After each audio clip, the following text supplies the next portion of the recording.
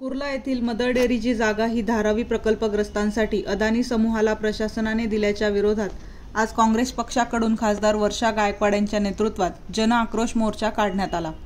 यावेळी पोलिसांनी वर्षा गायकवाड आणि त्यांच्या कार्यकर्त्यांना मदर डेअरीपर्यंत जाण्यापासून अडवले। त्यानंतर वर्षा गायकवाड यांनी अभ्युदय बँक परिसरात ठिय्या मांडून प्रशासनाचा विरोध केला।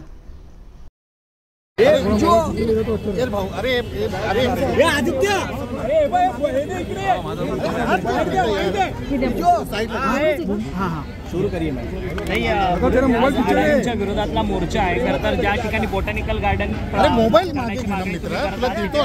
मोठी गाड्या आहेत त्याचं कत्तल होणार आहे, पर्यावरणाचा ऱ्हास आहे, जागा घशात घालण्याचा प्रयत्न आहे। काय सांगा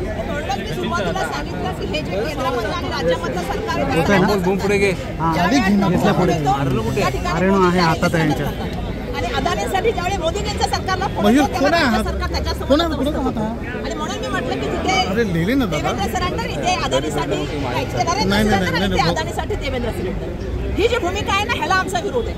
खरं सांगायचं झालं तर आपण जर बघितलं असेल धारावीचे जे आहेत लाखो लोकांना बाहेर पाठवण्याचं षडयंत्र चाललेलं आहे। धारावीची मोठ्या प्रमाणामध्ये लूट झालेली मला सांगायला पाहिजे तुम्हाला 600 एकर जमिनीवर त्यांचं लक्ष आहे आणि धारावीच्या नावाखाली किती जमिनी घेतल्या त्या ठिकाणी देवणार असेल डम्पिंग ग्राउंड, त्या ठिकाणी मड मालवणी असेल, त्या मुलुंड असेल किंवा काही कुर्ल्याची जमीन असेल, मोठ्या मोठ्या जमिनी जे घेण्याचं काम चाललं मुंबईला त्या ठिकाणी गिळण्याचं काम त्यांच्या माध्यमातून चाललं आणि म्हणून माझ्या भाषणात मी बोलले की त्यांना भस्म्यारोध झालाय, त्यांना मुंबई गिळायचे आणि त्यांना मुंबई गिळण्यासाठी जे जे मदत करता येईल ती मदत राज्य सरकारच्या माध्यमातून चालू आहे। हे खरं तर दुर्दैव आहे।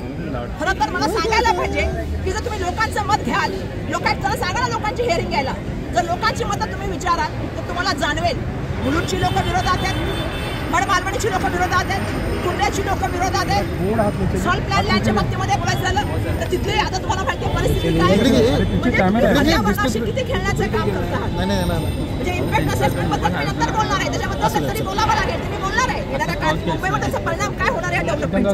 पण पर्यावरणावर आज बोलायचं झालं तर मधल्या काळामध्ये मुंबई ही आपल्याला माहिती प्रदूषणामध्ये दुसऱ्या नंबरला होती।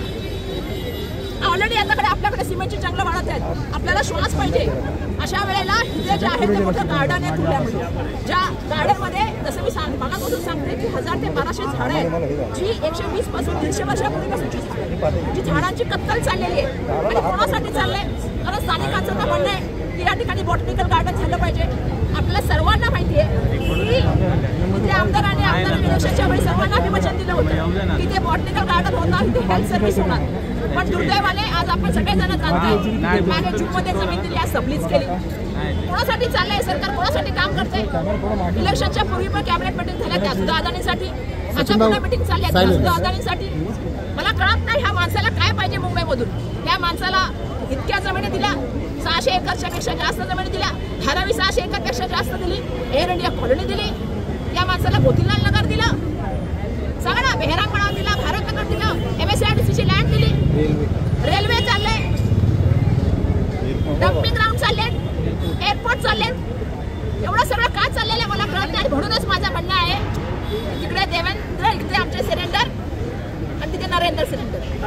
आता पोलिसांनी मुख्यमंत्र्यांनी धारावीची पुनर्विकासाची बैठक घेतलेली होती, त्यावेळेस त्यांनी सांगितलं की धारावीचा आत्मा अबाधित ठेवून आम्ही धारावीचा पुनर्विकास करणार। मी त्यांचं भाषण ऐकलं, म्हणजे त्यांचं ट्विट बघितलं मी, त्याच्यामध्ये त्यांनी सांगितलं की आम्ही धारावीचा आत्मा समृद्धपणे डेव्हलप करणार आहे। समृद्ध पण शब्द वापरला होता, तो आत्मा शब्द लक्षात येतो। मुळात त्यांना धारावीच्या कोणाशी चर्चा केली मला सांगा ना तुम्ही? धारावीच्या बिझनेसमॅनशी केली, धारावीच्या उद्योगातल्या व्यक्तींशी कोणाशी केली, तिथल्या लोकांशी केली, तिथल्या लोकप्रतिनिधीशी केली, तिथल्या लोकांशी केली, कोणाला कुठं घर मिळणार आहे काय मास्टर प्लॅन कोणाला सांगितला, त्याच्यावर काय डिस्कशन केलं? मधल्या काळात मास्टर प्लॅन पण दिला। आमचं म्हणणं होतं आम्ही त्याच्यावर सातत्याने ऑब्जेक्शन उचलण्याचं काम करत होतो आणि दुर्दैवाने मला सांगायला पाहिजे की ज्या तऱ्हेने आपल्या सर्वांना माहिती आहे की या सगळ्या प्रोसेसमध्ये लोकांचा सहभाग होण्याची आवश्यकता होती, ती कुठल्याही प्रोसेसमध्ये लोकांच्या सहभागाची कुठे थोडीफार पण आहे। बघून आपण तुम्ही बघा स्थानिक लोक आहेत, विचारा त्यांना कोणाचा तरी सहभाग आहे का, कोणाचा तरी सपोर्ट आहे का? मग असं असताना हा लोकांवरती लादलेलं मोठ्या प्रमाणाचं मोठं आम्ही सांगते हे जे आहे हे करप्शन आहे मोठ्या प्रमाणामध्ये। त्यांना धारावीच्या कोणाशी चर्चा केली मला सांगा ना तुम्ही? धारावीच्या बिझनेसमॅनशी केली, धारावीच्या उद्योगातल्या जनतेशी कोणाशी केली? तिथल्या लोकांशी केली, तिथल्या लोकप्रतिनिधींशी केली, तिथल्या लोकांशी केली. कोणाला कुठं घर मिळणार आहे काय मास्टर प्लॅन कोणाला सांगितला? त्याच्यावर काय डिस्कशन केलं? मधल्या काळात मास्टर प्लॅन पण दिला. आमचं म्हणणं होतं आम्ही त्याच्यावर सातत्याने ऑब्जेक्शन उचलण्याचं काम करत होतो. आणि दुर्दैवाने मला सांगायला पाहिजे की ज्या तऱ्हेने आपल्या सर्वांना माहिती आहे की या सगळ्या प्रोसेसमध्ये लोकांचा सहभाग होण्याची आवश्यकता होती. ती कुठल्याही प्रोसेसमध्ये लोकांच्या सहभागाची कुठे थोडीफार पण जी आहे बघून आपण तुम्ही बघा स्थानिक लोक आहेत विचारा त्यांना कोणाचा तरी सहभाग आहे का, कोणाचा तरी सपोर्ट आहे का? मग असं असताना हा लोकांवरती लादलेलं मोठ्या प्रमाणाचं मोठं आम्ही सांगते हे जे आहे हे करप्शन आहे. मोठ्या प्रमाणामध्ये लँड माफियांचं मोठं राज्य या ठिकाणी निर्माण करण्याचं चाललंय. मुंबई त्यांना गिळवणूक करायची आहे आणि म्हणून या वेळेला आपण सगळ्यांनी लढण्याचं काम केलं पाहिजे. आम्ही लढण्याचं काम सातत्याने मागे पण करत आलेलो. येणाऱ्या दिवसामध्ये पण आम्ही त्या ठिकाणी काम करणार.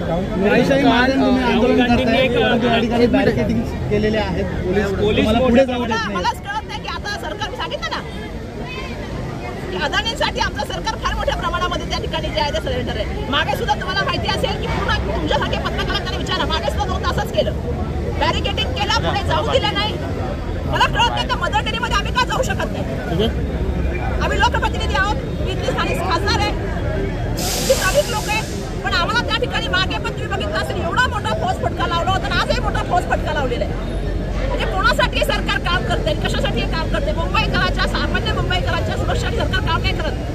पण जर अदानीच्या विरोधात तुम्ही आवाज उचलत असाल तर तुम्हाला त्या ठिकाणी रोखण्याचं काम हे सरकार करत. आणि म्हणून मला या ठिकाणी सांगावं लागेल की ज्या तऱ्हेने सरकार अदानीसाठी मोठ्या प्रमाणामध्ये दिशा सुविधा दिल्या जातील, मुफ्तमध्ये जमिनी दिल्या जातील, त्याचा काहीही परिणाम हो पण पर्यावरणावर हो, लोकांच्या जनजीवनमानावरती हो किंवा मुंबईच्या इन्फ्रास्ट्रक्चरवरती हो, याची सरकारला पर्वा नाही.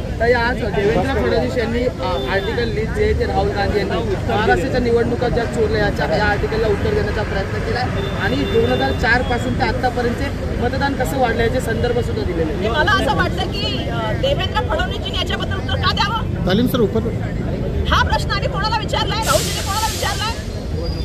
राज्य निवडणूक आयोगाला विचारलेल्या, निवडणूक आयोगाला वरच्या विचारलेल्या आम्ही राज्य निवडणूक आयोगाला मध्ये पत्र दिलं होतं आम्हाला डेटा द्या, अजून दिला का?